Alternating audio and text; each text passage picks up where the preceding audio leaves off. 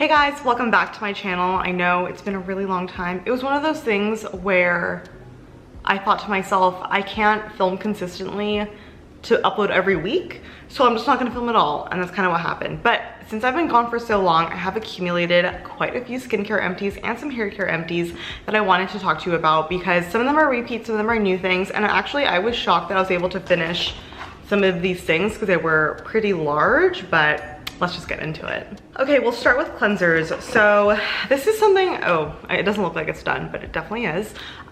This is a Purity Made Simple one-step facial cleanser, but this was in their limited edition goji berry extract kind of edition. This is something that I bought in a pinch in California when I was traveling for a wedding and I needed a face wash and I didn't bring a face wash, and so I decided to pick this one up. Now you guys will know that I love the Purity cleanser, just like the normal Purity cleanser, the white one by Philosophy, but I actually saw this one at Ulta and I thought it was kind of interesting because it's like a goji berry thing. I don't know if it's still available or not, but I'll be honest with you, I didn't like this as much as I like the Purity cleanser. I found that this one kind of stung my eyes a little bit, which is bad because I use this cleanser on days where I'm too lazy to double cleanse. Normally I love a good double cleanse with like any cleansing balm or cleansing oil and then a normal gentle cleanser, but sometimes I'm just feeling really lazy, especially if it's like a wedding and I've had a really long day, I have a full face of makeup on, and I just want to hop in the shower, get everything off. The Purity cleanser is my go-to cleanser for just completely removing all my makeup in one go in the shower. So it was a little bit unfortunate that this one stung my eyes so much, so I will not be repurchasing the goji berry extract one, but you know me, I already have a giant Purity cleanser, the original one, in my bathroom right now that I'm currently using. Next up, I finished a whole thing of the soy face cleanser from Fresh. I first discovered this cleanser back in like 2015, 2016, and I was so obsessed with it because it was like bougie, it smelled good, it was bougie, and so it became part of my morning routine in a way that felt like a little bit of luxury in your morning routine. I don't know about y'all, but there's something really special about just having that like one really fantastic, just like indulgent product in your morning routine that just makes you look forward to actually waking up. So for me, this is one of the products that I just love using in the morning. This smells incredible, like kind of like fresh cucumbers a little bit. It has a really cool kind of gel texture to it, which I absolutely love.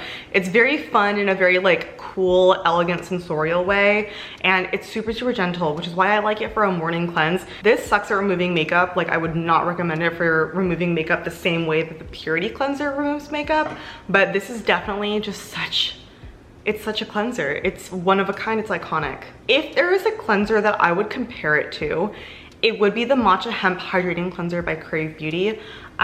Similar packaging, kind of like this tube. It has a very similar kind of gel feeling to it. The Fresh cleanser is more of a true gel in my opinion, whereas the Matcha Hemp Hydrating Cleanser by Crave Beauty is a jelly texture. So depending on what you like, I find them to be comparable. Definitely not the same thing, but definitely comparable. And also the Crave Beauty one is way less expensive. Would I repurchase this? Yes, absolutely, but not right now. Right now we're coming up on, I want to say colder months, but that's absolutely not true in Austin, Texas. It's so hot here. We're gearing up for another week of 3-digit temperatures. Although my soul is craving cold weather a little bit because Starbucks is just now doing their fall pumpkin drinks. And I'm not a pumpkin spice latte person, but I will say that their pumpkin cream cold brew, so anyway, now that we're moving into like less summery months, we're trying to get into the fall, autumn vibes. This is not really my vibe right now. I'm glad I finished it though in time for summer to be over because this was such a delight to use on hot summer mornings. Okay, so another like kind of cleanser, body cleanser.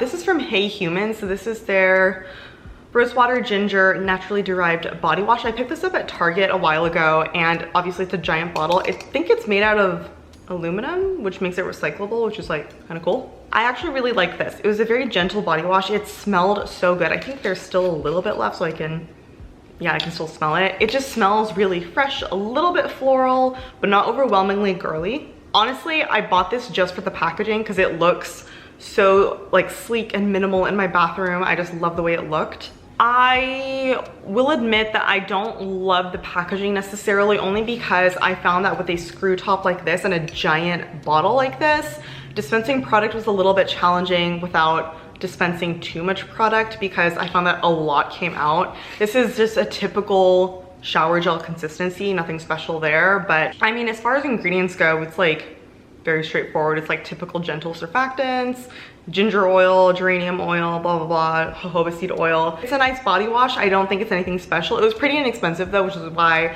I wanted to give it a shout out because I think this brand is actually pretty trendy right now. So I tried it. Now, in terms of hair cleansers or shampoos, I did try the Briogeo Superfoods Mango and Cherry Balancing Shampoo, and actually, I really like this.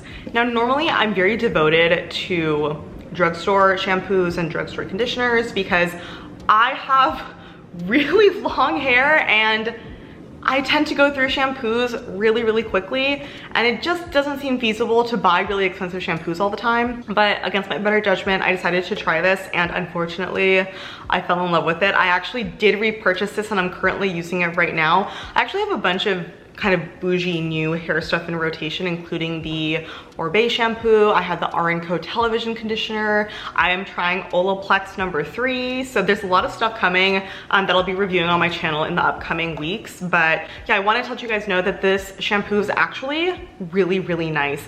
It lathers shockingly well. I find that a lot of higher end shampoos don't lather super well because they're all like, no sulfates, which by the way, I think is total BS. I think sulfates are fine. Shampoo will lather really, really nicely with a tiny amount, which is important for me because I do have really long hair and I do use a lot of shampoo. But with this, I don't have to apply tons and tons and tons of shampoo to feel like my hair is really getting clean.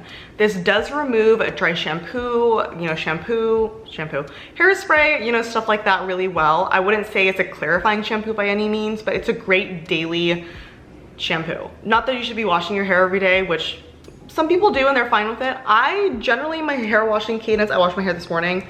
My hair washing cadence is like every other day, only because my hair gets really sweaty when I work out and I hate the feeling of it. So I have to wash my hair every other day.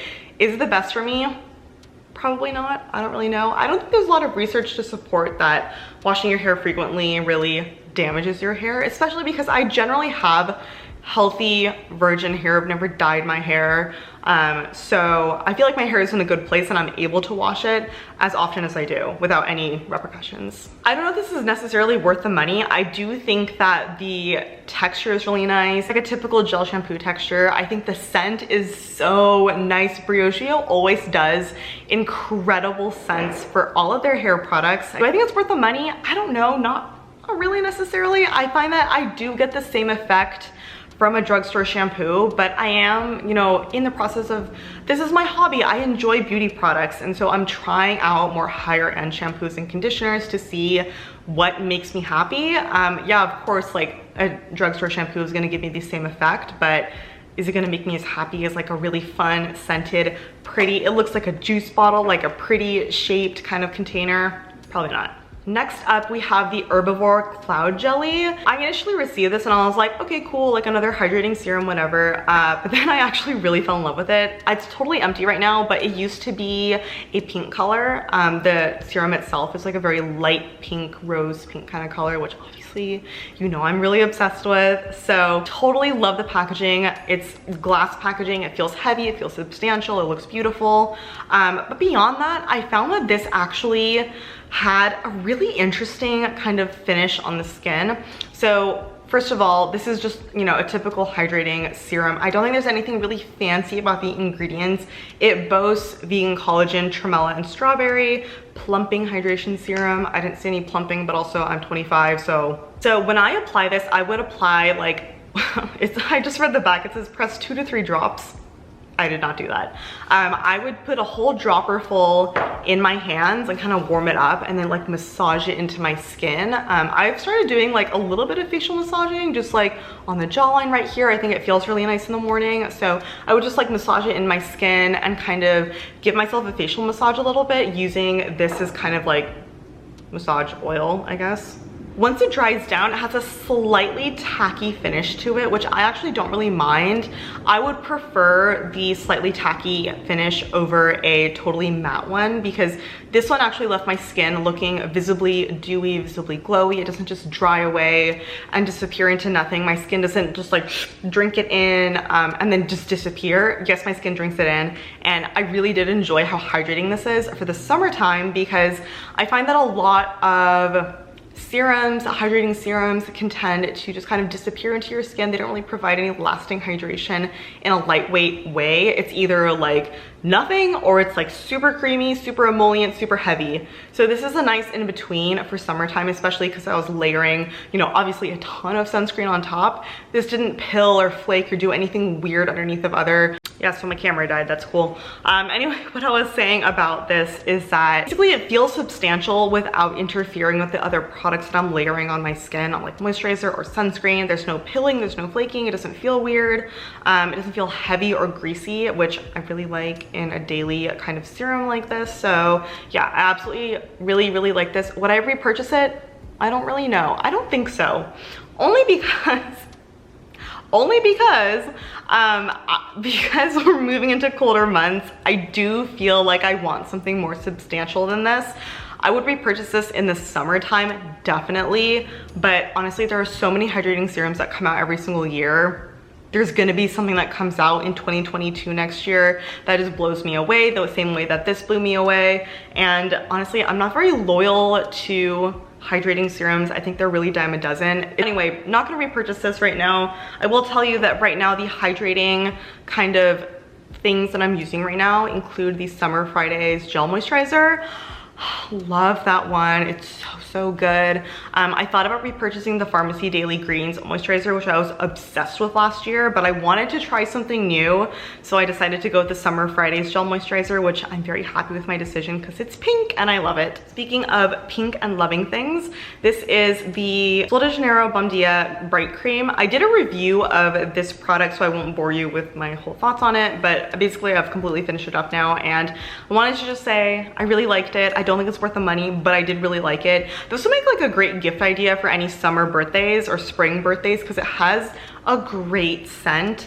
I don't really see any, you know, smoothing, brightening effects from the ingredients in here. I really enjoyed this. I didn't like it as much as the Glow Recipe Watermelon Moisturizer, like the body cream, but I did like this. And then we have two sunscreens that I finished up. The first one being the Pyongyang Yul ATO Mild Sun Cream.